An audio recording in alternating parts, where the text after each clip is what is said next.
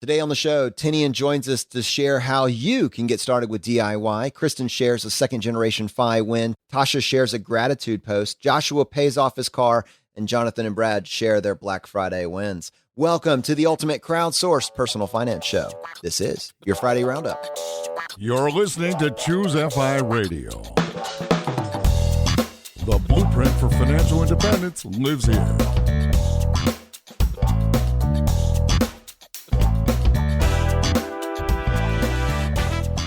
If you're looking to unlock the secrets to financial independence and early retirement, you're in the right place. Stay tuned and join a community of like-minded people who are getting off the hamster wheel and taking control of their lives in the pursuit of financial independence. ChooseFI, your home for financial independence online.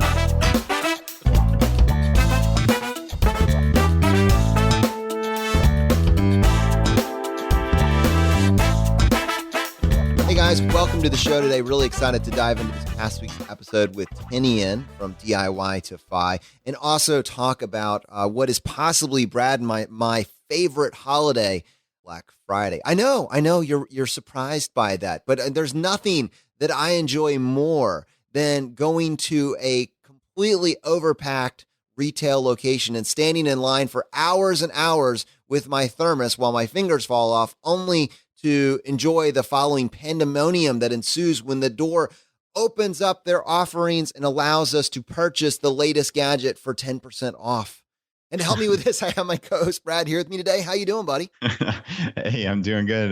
Not sure I like Black Friday quite as much as you, or the dripping sarcasm that you put into that. But, you know, it's funny. I actually bought something on a Black Friday deal.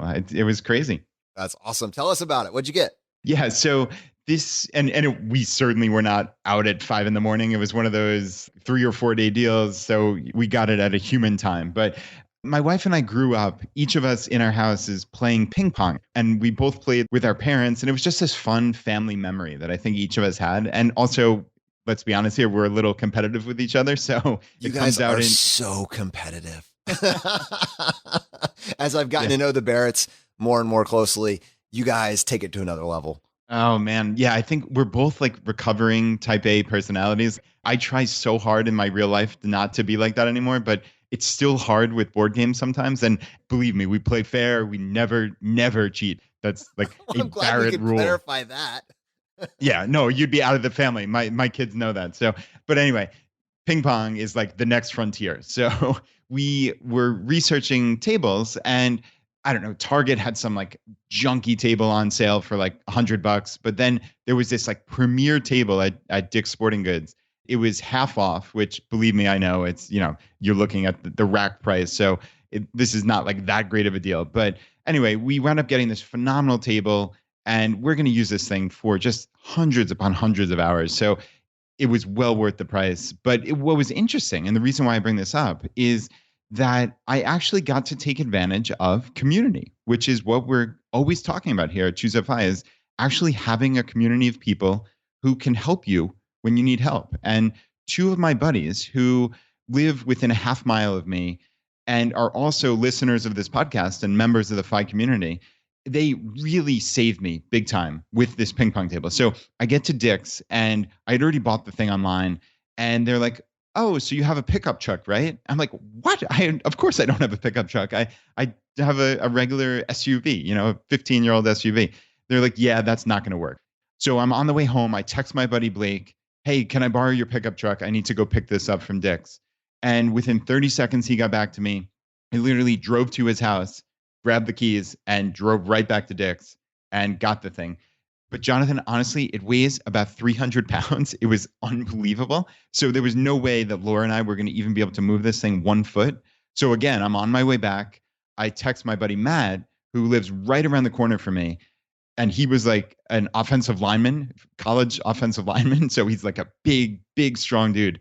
He's like, "Sure, I'll be right over. I'll walk over." We both got to my house at the exact same time. I pulled this truck around back, and thankfully he was there to save me, because there's no way I could have come close to carrying this thing. But it was just really neat. I know it's such a little anecdote, Jonathan, but like, it was just really cool to be able to lean on people and get that help. So yeah, it's lots of family fun here we got in the future with the ping pong table. And it was just a nice morning, really getting some help from some of my friends. Didn't Brandon, the mad scientist, like torch you in a game of ping pong several years back? Oh, yes. Thank you for bringing that up. He did at FinCon. Brandon evidently had spent like the last year or two prior to that playing ping pong at his job. They had a ping pong table. So there I walk in like thinking I was pretty good when I used to play back in the day, like really quite good. And he demolished me. It was insane. So yeah, I don't know if he's keeping up the practice, but yeah, maybe next time I see him, we'll actually have a game here. FinCon next year. I can see it coming together, the perfect storm. Because the other thing is, you don't forget, that is going to be rectified. Revenge is sweet, right? Oh man. Okay. Well, I did get a Black Friday deal as well, and I got to give credit to Olga in our Facebook group for giving me the heads up on this. So in an episode several weeks ago, I was describing my eating plan, or rather my recipe shopping list aggregation plan. And I had kind of patched something together where I could find recipes, get the ingredients, organize. It just wasn't perfect. And a few people pointed out that, as optimized as I thought I was, there were a few other applications out there that really had stepped it up. And there were two of them that really got featured many times. And the first one was called Plan to Eat. And this one was recommended to me. I think it comes with like a subscription that is roughly, I think it's $40 a year. Right now, it's actually 50% off up through December 2nd. So if that's something that you're interested in, you can get it, I think, for $20 a year right now. And this one is like cloud-based. You get all your recipes in one place. It creates your shopping list. You have access on all your devices. And that looks pretty cool. I think a lot of you guys know that I'm not like a huge fan of recurring expenses, structural recurring expenses. So I had kind of hadn't been quite ready to dive into that one, but at 50% off, I really was considering it. But Olga posted this app called Paprika. It was also 50% off, and you have to purchase it for each of your devices. So if you have like an iPhone, it has one price, Windows, it has another price, et cetera, et cetera. But on all of their applications, on all their devices, all of those were 50% off. And depending on which system you needed to get, the 50% off price ranged from $2 to like, I think the highest, most expensive one was less than $15. But that's a one-off transaction.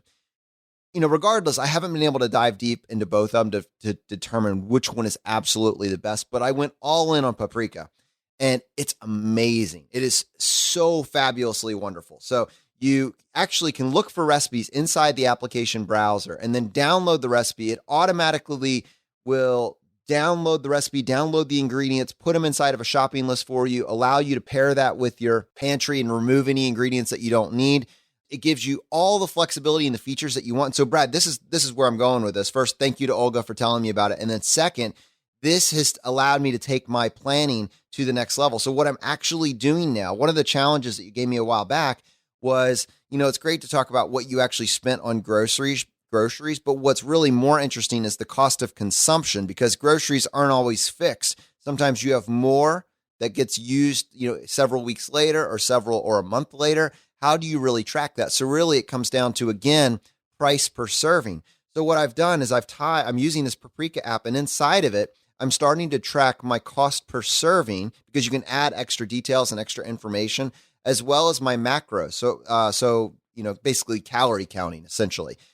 This has really allowed me on multiple fronts. One, to get more organized with what it is we're actually making, buying, purchasing. So it's cutting my food bill, because we end up sticking much more to our list, because our list is actually accurate. It allows me to plan out my meals throughout the week. And then because I'm constantly interested in kind of improving my fitness and pairing my diet along with my exercise and weight goals, it's allowing me to also track my macros in there as well. So I'm building out this perfect system, and I'll share some of the recipes that I've put together, but I'm actually able to kind of almost in a budget bites manner map out my cost per serving along with these recipes now. And this is just super exciting for me.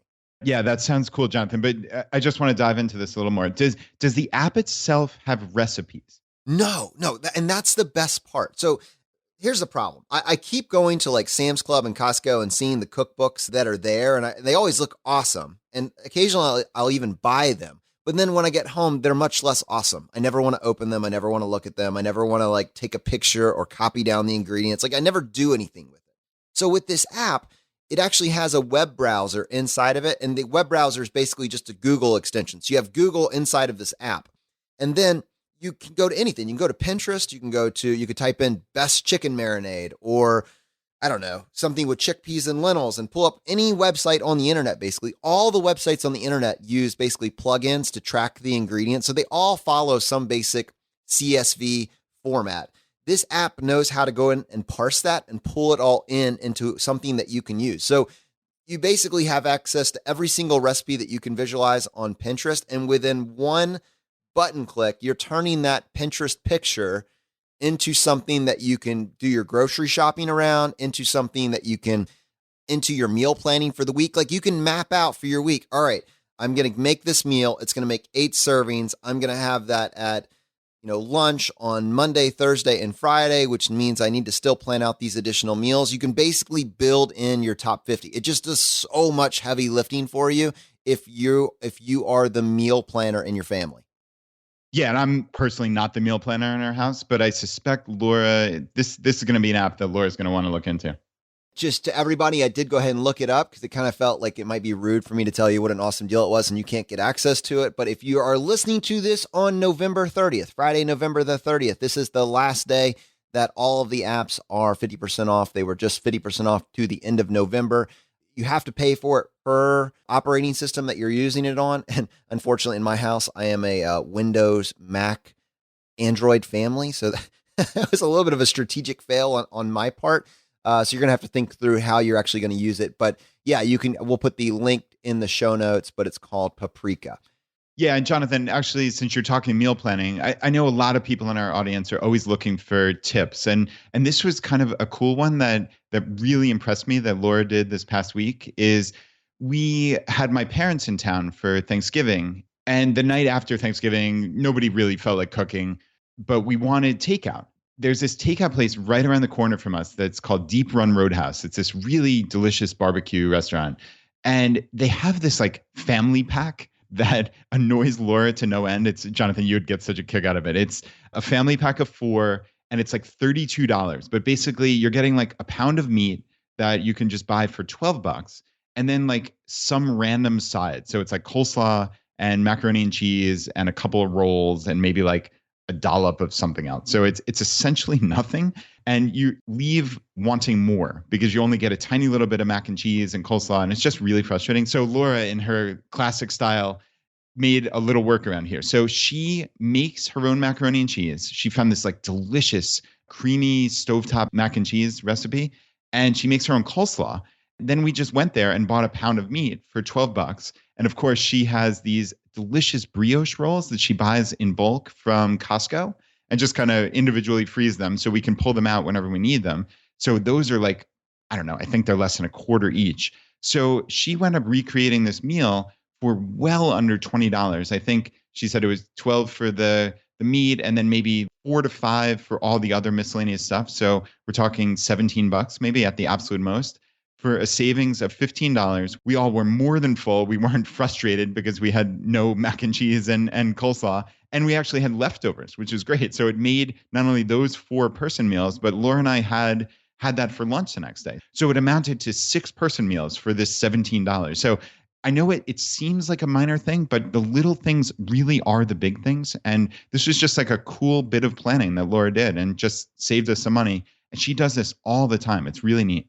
I love that. And to be honest with you, now that I'm getting more involved on kind of the planning on my end, I'm hoping to really test the limits of this $2 per person per meal rule that we kind of keep in the background. We're not dogmatic about that. I think clearly you have meals that are all over the place, but it'd be nice to be able to prove out how much your cost per serving actually is, on somewhat of a regular basis. I mean, you've highlighted this so many times.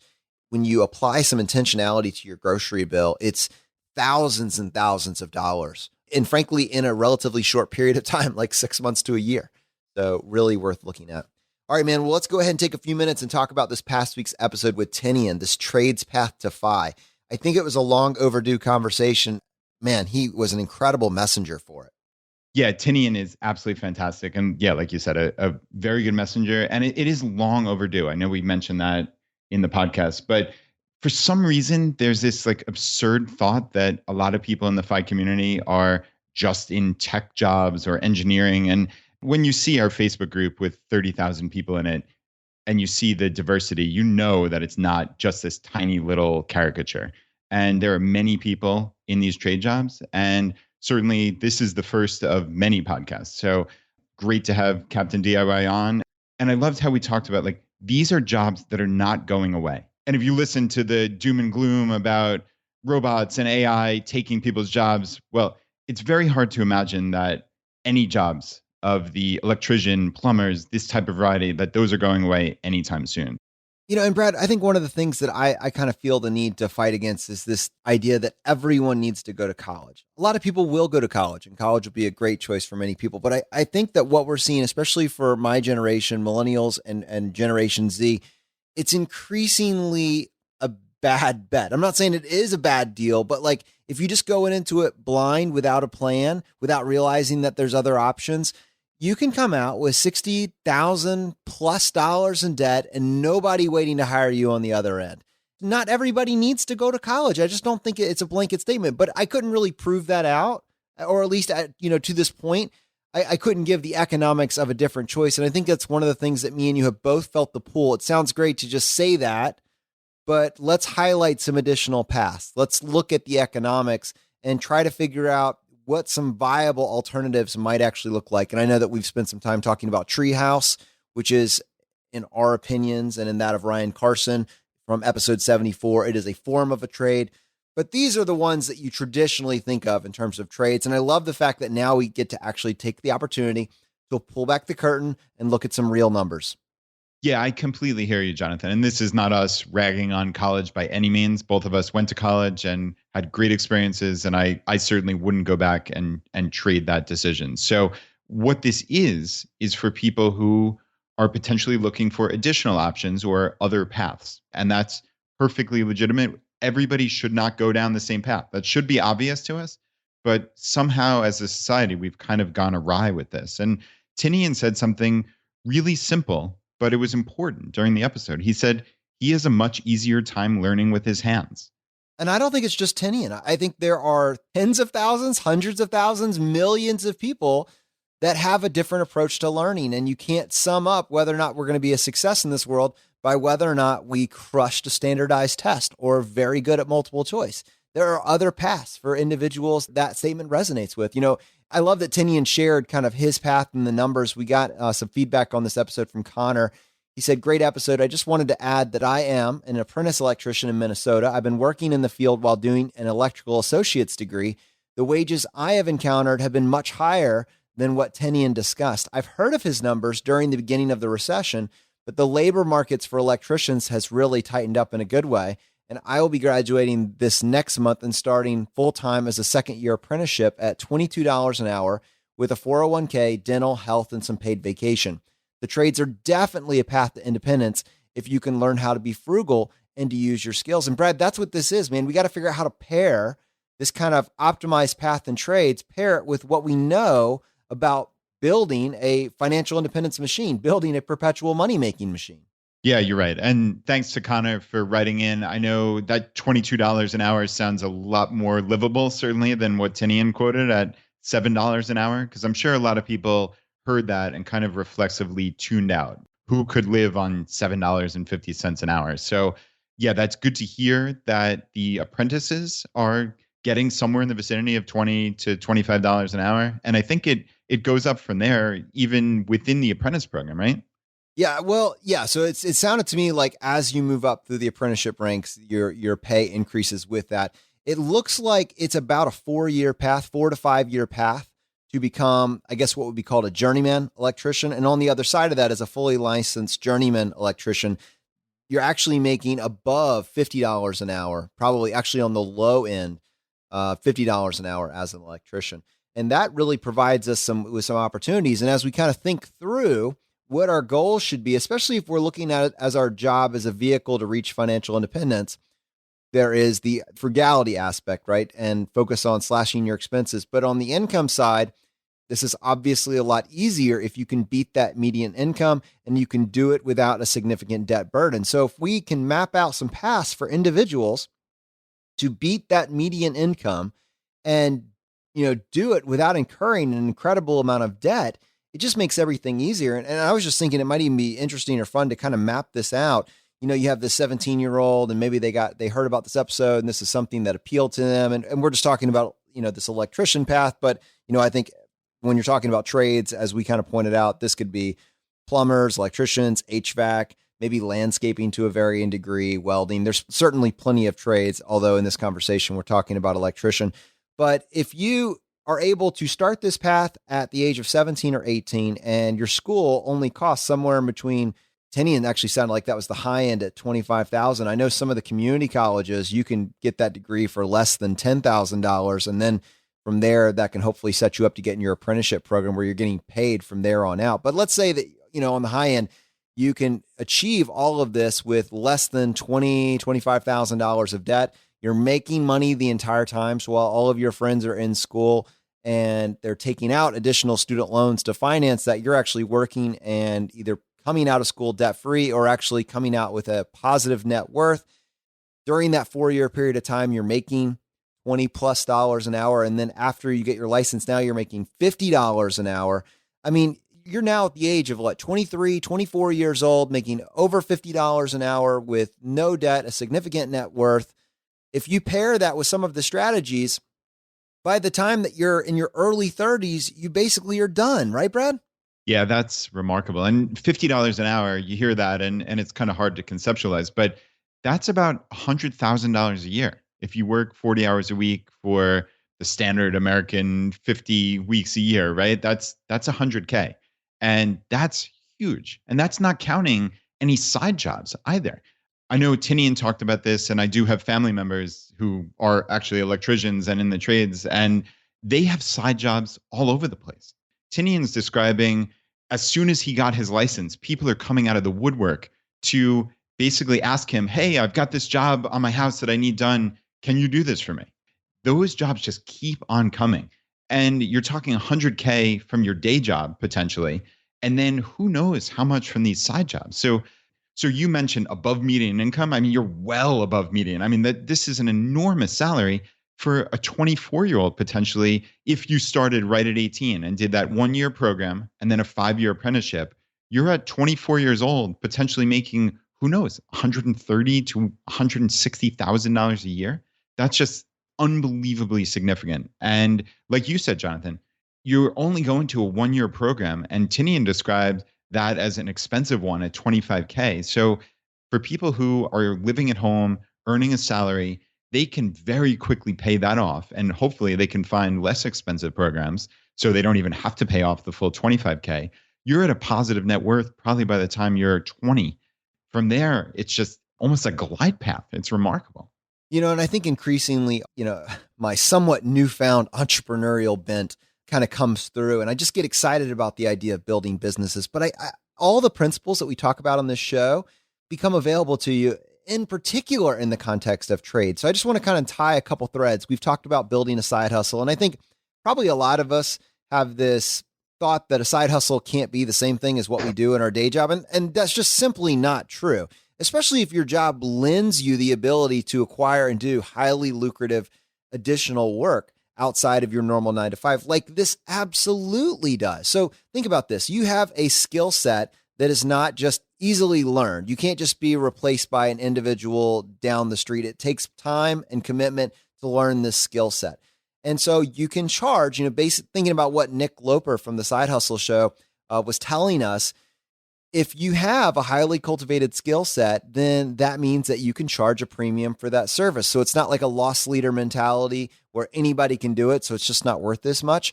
You can charge a premium for that service. If you tie that with just a few of the other things that we've talked about, like building a brand, like doing a little bit of internet marketing, creating a reputation for yourself, making it easy for people to share your services and what you've actually done, you can quickly move from having a 9-to-5 that gets you to financial independence, having a side hustle, cultivating that skill, And then on top of that, now moving into more of the business building aspect. And, if you can make, close to $100,000 or more as an employee in someone else's business, then that tells me that you can very easily create multiples of that as an income as a business owner, especially someone that's able to blend the hyper localized skill set of an electrician, something that requires you be in the actual zip code, blend that with a little bit of online business building sense. And I can think of examples from the episode that we just did with Nick Loper talking about how other people were able to utilize this. So I think if you actually have a specific skill set in a trade, it opens you up. If you're thinking about the topics that we're talking about inside this community,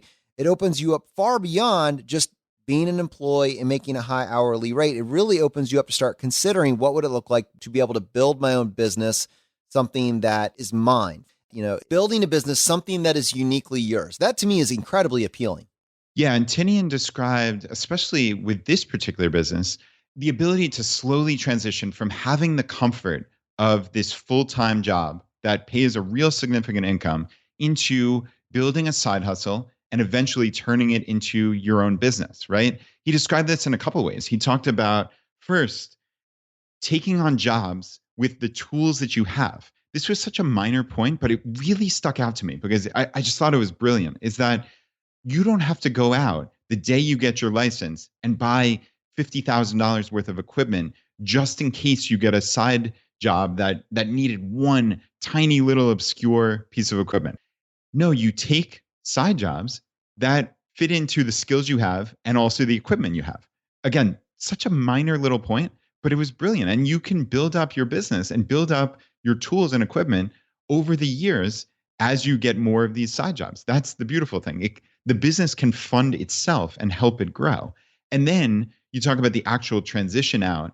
If you're making 100K during your day job and you're getting, let's say, $50 an hour, well, Tinian described potentially making over $100 an hour as a side hustler in this regard. So people hiring you are not hiring some big fancy company with a ton of overhead and offices and et cetera, et cetera. They're hiring this one individual licensed electrician.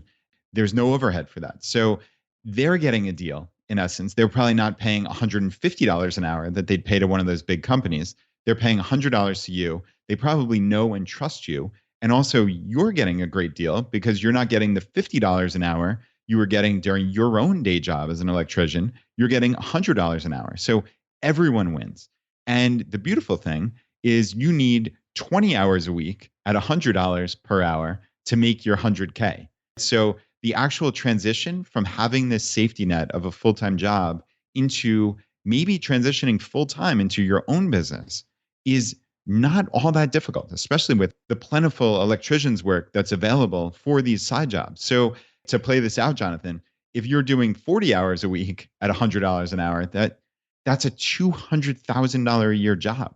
And then who knows from there where you can scale that, hire employees, et cetera, et cetera. So this is something that there's a real path here to get from being a full-time employee to owning your own thriving business. And as you talk about building this business from the safety of your 9 to 5, it strikes me that the other piece of this is building your network. And the cool thing is you don't need to wait until you're starting your business to build your network. No, you don't. And building a network is what we talk about here at ChooseFI all the time, just in every aspect of life. And Tinian furthered that. I mean, this is wonderful. He's talking about having realtors in his network. These realtors are having clients who are buying and selling homes and need work done often fairly rapidly. Someone's selling a house. They need something done really quickly to have an open house or to actually close, right? If something comes through on an inspection. People who are buying, they might want new fixtures, et cetera, et cetera. Like this stuff needs to get done. And if you're the go-to electrician for a handful or more of realtors in your area, that in and of itself could be a full-time job. So that's a fantastic way to network for anyone in these trade professions. And then he was also talking about other trades workers send him clients as well. And this is just building up a network of friends and colleagues who trust you. That's ultimately what it comes down to, because people don't want to put themselves out there for someone that they don't trust, whose work they don't trust, whose integrity they don't trust.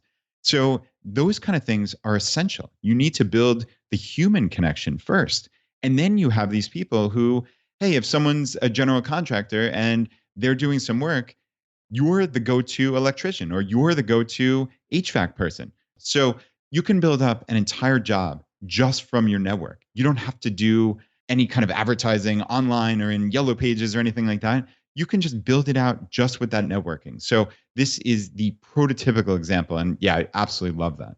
This is by no means the last time that we're going to be having this type of conversation. I think it's incredibly important to our community to really start to bring these two aspects together. We've spent a ton of time talking about the strategy and what to do with the gap between your income and your expenses. But the path to grow your income, the path to have an above median income salary and do it without 6 figures of student loan debt, that's something that we are always going to be keeping our eyes on and highlighting the stories of those that made a different choice. All right, well, we actually asked Tinian to come back and join us on the Friday show just to talk a little bit more about, frankly, this do-it-yourself mentality that we alluded to at the beginning of the episode. And so, Tinian, welcome back to the show. And what I was hoping you could do is help us. If someone wanted to tackle some DIY projects, where would you suggest that they start? Sure. So there's tons of little projects out there that can be done. And when I talk about DIY, I think a lot of people think of choosing the best fabric for your throw pillow and, making a picture frame, which those are fine. I'm not going to rip on those, but I'm more interested in the DIY skills that are going to be helpful in maintaining my house and maintaining my vehicles and just a sustainable practice of self-reliance and competence. That's what I'm going for. So more like that OG path to FI DIY. Exactly. Yes. The OG path. That's right. And so, if somebody has never done anything with tools before, picking basically any project that puts a couple of pieces of wood together is a great place to start. So, get a hammer and some nails, nail together 2 2x4s, and that's a start. But, if you actually want to do something that's going to be something that you can look at, a raised garden bed is a great beginner project. That is the one easy. I actually chose. That's what I'm going to do. And I hadn't even talked to you ahead of time about this. We are on the same page. Perfect. You're already on the path to Captain DIY. I am. So a raised garden bed is great. Aardvark Advisor has a post about a compost bin that he built, which is it's a similar project to a raised garden bed. I'd say it's probably like if raised garden bed is step 1, this would be step 2. It's basically the same shape, just a little bit taller. And it's something that really anybody with a saw and a hammer can build. You could build a bench or an Adirondack chair. You can find manuals online for one of those that'll tell you, it'll give you the shapes that you need to cut out and how to put them together and anything like that gives you a little bit of confidence with tools is going to help, because the more you have a tool in your hand, the better you're going to be with it, the more confident you're going to feel with it, the more you're going to be willing to tackle slightly more difficult tasks. Question for you, and maybe a suggestion. I don't know how far you've gotten on your own website, which is DIY2FI.com. That's the number 2. It strikes me that this is a real opportunity for someone. Like, let's say you take it the uninitiated, someone that has never tried anything and has this limiting belief that Brad does that I just can't do it. Or used to, Brad. I know you've graduated past this. I'm on step 1.5. But this individual says, I want to get started. Have you ever considered taking some of the ideas that you're telling us right now and mapping them out, finding the tools online or finding the tutorials or schematics online that people should get started with and kind of mapping out a DIY type initiation program? That's an interesting thought. I guess I never really thought of it that concisely. I have a couple of blog posts on my site about tools every homeowner should have, which I guess would be the first start to something like what you're talking about. But I think that's a great idea. I'd love to get into something like that. Yeah, explore that. I know this because I did a search on Google for what woodworking project should I start with, right? And I didn't get a great answer, which tells me that for that individual, you could very easily co-opt that idea and kind of help someone slowly get better. And because you kind of have this unique skill set, it seems to me like you would be a great guide to all of that. Walk us down this path of complexity. What gets us to the circular saws? Well, I would suggest, you start with a screwdriver and a hammer and, any IKEA project. If you can put together an IKEA project, you can pretty much build anything because those are nearly impossible. But is that what they use in the marketing? Trust me, this will be close to impossible. I think so. Yeah. The key is it's close to impossible. So, you can do it, but you're probably going to tear your hair out. Have you a quick commentary on that real quick, and not to Sure. slow down the conversation, but there is a significant amount of studies that show that people that put their furniture together, so IKEA type furniture, are much more happy with it than someone that buys it pre-built, even though inevitably, if you do it yourself, you're going to mess up one screw. Something's not going to be tightened the way it should be. Something's going to be a little bit more rickety. But when they measure endorphins, when they measure joy and happiness, the person that puts that time in and creates it, even if you're doing it from the stepping stool of IKEA, tends to be happier, even with the defects, than the individual that just purchases it completely done. That's a great point. I'm so glad you brought that up. So my wife and I bought our first house. It was a house that we bought from a contractor who had totally gutted it and finished it. So everything about the house was totally finished. There was nothing that I could do to add to it. And my neighbors across the street moved in shortly after we did, and we're good friends now. But I was totally jealous of them because they bought a foreclosure that needed tons of work. And I was thinking, man, there's nothing I can do in my house. But a few years ago, my wife and I moved down the street. We bought a house that needed a lot of work. And so we pulled out the kitchen, put a whole new kitchen in, put a whole new bathroom in, new floors throughout the house, all kinds of stuff. And there's all kinds of little defects that if I had hired somebody to do this job, I would never see these defects. But because I did it, I know they're there and I see them, and they drive me a little bit nuts. But the level of satisfaction I've gotten from not only doing the projects, but then looking back and saying, yeah, I did that. It's just enormous. Yeah, Tinian, I know I see that personally in my own life, and we're kind of joking here that I have been afraid, basically, or had that limiting belief that I couldn't do any work on my house. But you talk about step maybe 0.2, right? We're not even close to raised garden bed. I swapped out every doorknob in my house. And I mean, those are simple, but it was so cool to see the learning curve. The first one, I screwed it up in 2 different spots, which is pretty hard to do. But you figure out really quickly, oh, it needs to be oriented this way, or, oh, I can do that to make it more efficient. And it's a cool learning process. And I got to the point where I was doing these things in sub 5 minutes, and it was great. That felt good. So I understand where you're talking about here with the momentum. I think that's a crucial piece. And I'd love if you, just as a thought experiment, could go through your house and maybe even your car. What would be those step 1 and step 2 projects, like fixing a toilet or changing out these doorknobs or something like that? What can people realistically tackle very easily? And then also, what would you highly recommend untrained people avoid? Sure. So I have a disclaimer that I post on a lot of my how-to posts that says that, some things are just not for some people to try. And certainly electrical projects, I would highly advise caution, and plumbing as well, because, getting wet is no fun. But for projects that people could start with, painting is a great one. It's a high satisfaction to effort ratio, because it doesn't take a whole lot of effort to paint a room, but it dramatically changes the room. So that would be one that I would start with. And doorknobs is another great one. It gave you time with a tool in your hand, which is better than reading books about it all day, So let's see, we got painting, we got doorknobs. You could also get like a cabinet, like a nightstand cabinet, and try different scuffing it up and painting it and doing different things like that to it, or try changing the doorknob on the cabinet, things like that. It's just, they're small projects. They get you with some tools in your hand. They get you doing some tangible repairs on your vehicle. It could be changing your oil. That's a fairly easy one, although it's also kind of messy. But even if you just open the hood and check your oil, that's a great start right there for somebody who has no idea, who has never opened their hood. Open it up, check your oil, see what it looks like.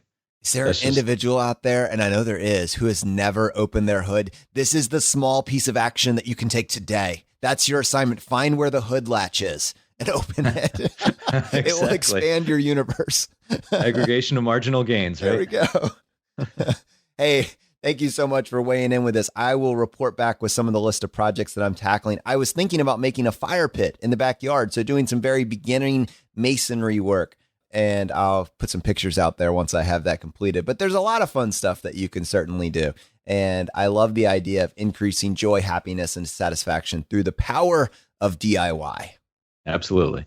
So Tinian, once you get past level 0.002, which is where Brad is at currently, let's talk to us about what some of your projects actually have been. So you have this home, it required a lot of fixing things up.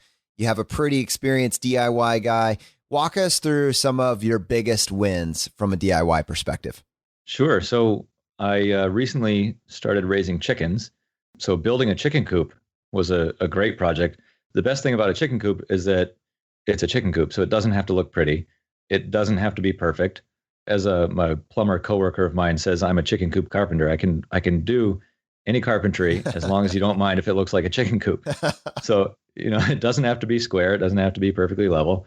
That's a great project for like a step 2 or step 3. Once you've started to build up a little bit more confidence with tools, if you feel like you can safely handle power tools, a chicken coop is a great thing to go for. Also, I wrote an article recently about laying a floating floor, which is just one of those snap together floors that you don't actually attach it to a subfloor. That's also a great project to do. It's pretty straightforward. You just snap the stuff together. You make a ton of progress in a little bit of time. So again, a high satisfaction to effort ratio. And that's really something I think anybody can do, which it's something I did recently, and it surprised me how easy it was. Thanks so much to Tinian for coming on the show and kind of sharing some of these tips for getting started. I love that satisfaction to effort ratio. And hopefully over the next year, both Brad and myself will have some more DIY wins as well as your DIY wins that we'll be able to kind of share back to the community. This is pretty exciting stuff.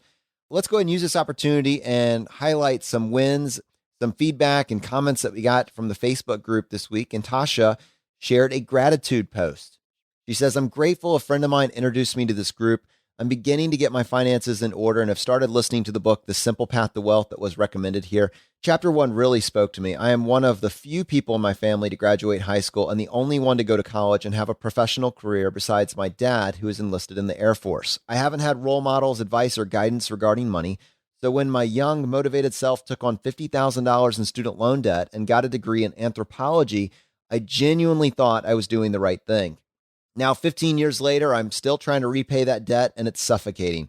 It stings a little that I'm now in a fantastic career that doesn't necessarily require a degree, although I don't regret the life experience college gave me. Anyways, my post is simply to express my gratitude for all of the knowledge and wisdom that's being shared on the Facebook group and for the people who have taken the time to chat with me one-on-one on career advice. What a great community. I know it's going to allow my son to have a much different life. I can now teach him financial responsibility, and that gives me peace of mind.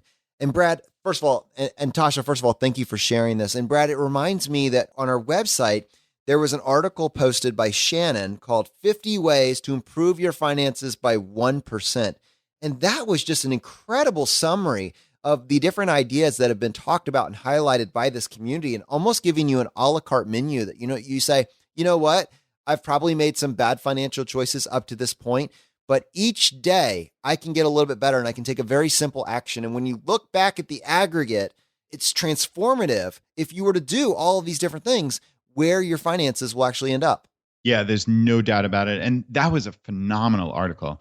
Yeah, our entire team of writers at the ChooseFI.com website have been amazing. And this one by Shannon especially stuck out to me. I know it got featured by Rockstar Finance, which was really, really cool. But most importantly, it's just a helpful article. So if you want to check it out, it's actually in the show notes to this episode, but just head to ChooseFI.com and you can click on latest articles and you can see the vast array of resources that are coming out on really a daily basis at this point. And Brad, speaking of second generation fire, I know you tagged me in a message from Kristen on the Facebook group talking about this incredible idea that she's doing with her son. Yeah, this was phenomenal. So Kristen said, I've started a little online shop that makes for a good finance story. The shop is a fun little experiment. I have an entrepreneurial 13-year-old son tagging along in the process. We set up the business together, obtained an EIN, DBA, sales tax business license, business checking account, and a business credit card. He went to a meeting with our CPA to discuss tax implications and deductions. We've researched shipping options and signed up for a business USPS account. We bought a mail scale. We researched Square Reader and signed up for an account. He designed my logo. He helped create spreadsheets to track my sales tax obligations, business expenses, etc. He even helped with photography of my products. and is modeled for some products. I can pay him market price for some of these duties. With this earned income, we opened a Roth IRA for him. We discussed retirement accounts and other financial topics. We've discussed travel rewards with credit card points and proper use of credit cards, pay off balance every month, of course. We figured out how much he could make before I would have to generate tax forms. For such a basic little shop, we've put in many, many hours, and it has been a great learning experience for both of us. That is so cool. I mean, we need to have her on the show just to talk about this a little bit more. I just basically want to hear her say that instead of you. That's how awesome this was.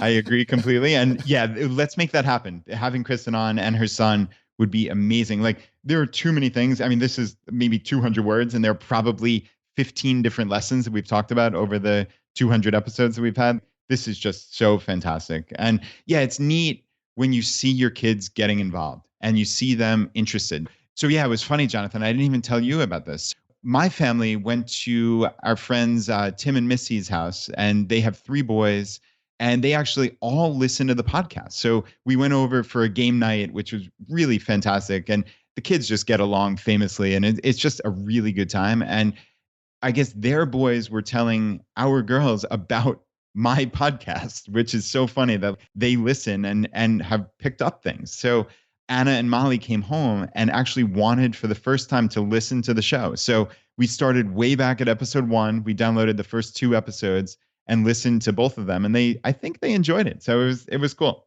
I love it. And I love the idea. I mean, I was just thinking about this.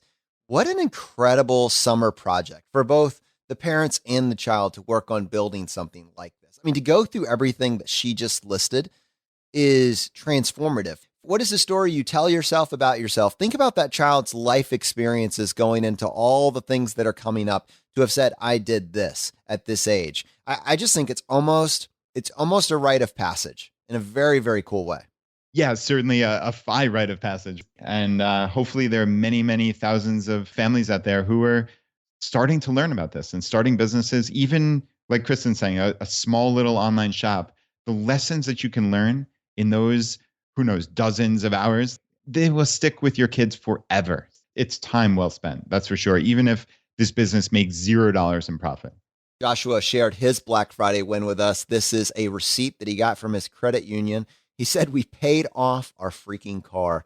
Since deciding to pursue financial independence in February 17th, 2017, we have paid off $20,000 in debt. I wanted to share my win today as everybody gets stuck in the rat race that we're hoping to get out of. I hope this encourages someone who's still grinding it out. And Josh, thank you. That's massively encouraging. And what a win to have that completely behind you. And I wanted to go ahead and give you guys an update and a huge thank you to our educators group that's helping us put together a financial independence curriculum. There's been a lot of time that's been put into putting this together, a lot of people that have volunteered hours and lesson plans and ideas. And it's amazing to actually see it. Danny, my wife, who's been kind of helping to spearhead this and working with Rob and Miriam to do so, gave me an update and wanted me to let you guys know that the 3rd through 5th grade lesson plans are actually completed now. And a huge thank you to Kelly, who jumped on board recently to help with the 2nd grade lesson plans, to the middle school educators, Scott, Brian, Nancy. This is starting to get wrapped out. Definitely reach out to Danny Mendonza or Rob or Miriam. They're continuing their efforts on the high school curriculum. Thanks to Amy, Kate, Tom, and Mary, who are helping them with this process. If there are any other educators in this group that would like to be a part of this, either by writing lesson plans or being a part of the curriculum editing group once the draft of all the lessons are in place, please reach out to us and let us know. We would love to include you as part of that process. But there's a couple really big projects that we're going to be highlighting in 2019, and this is one of them, and it's happening. This is really happening, and there will be much more details to follow as we get a little bit closer. All right. Well, as I kind of wrap up, I wanted to let you guys know next week, Marla is joining us back on the show to talk about travel rewards updates for 2019. In particular, we will be discussing the companion pass strategy going into the end of the year, beginning of next year, and a few other pertinent details that are important to think about as you plan your travel strategy for next year. So unfortunately, that's going to bring this episode to a close. As you know, we like to finish every episode by doing a drawing for a copy of a book that we have found useful. There's 3 books that we offer. The first is J.L. Collins' book, The Simple Path to Wealth. The second is Dominic Cortuccio's book, Design Your Future. And the third book from Vincent Puglisi, Freelance to Freedom. If you want to enter the drawing, all you need to do is just go to ChooseFI.com/iTunes, follow the instructions there, and leave us a short written review on either Stitcher or iTunes. And then send us an email to feedback@choosefi.com letting us know that you left a review and what screen name you left it under. We give away one book for every 5 written reviews that we get, and we announce the winner on the Friday roundup. Brad, how many winners do we have today? All right, Jonathan, we have one winner today, and the winner is Jamal. And Jamal said, ChooseFI has truly changed the outlook of my future. Their podcast contains so much information, but is delivered in a way that is easily understood.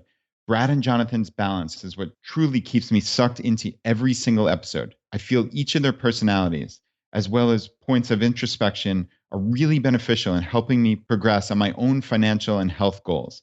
There have been so many actionable steps I've taken this year in order to better my financial and health goals.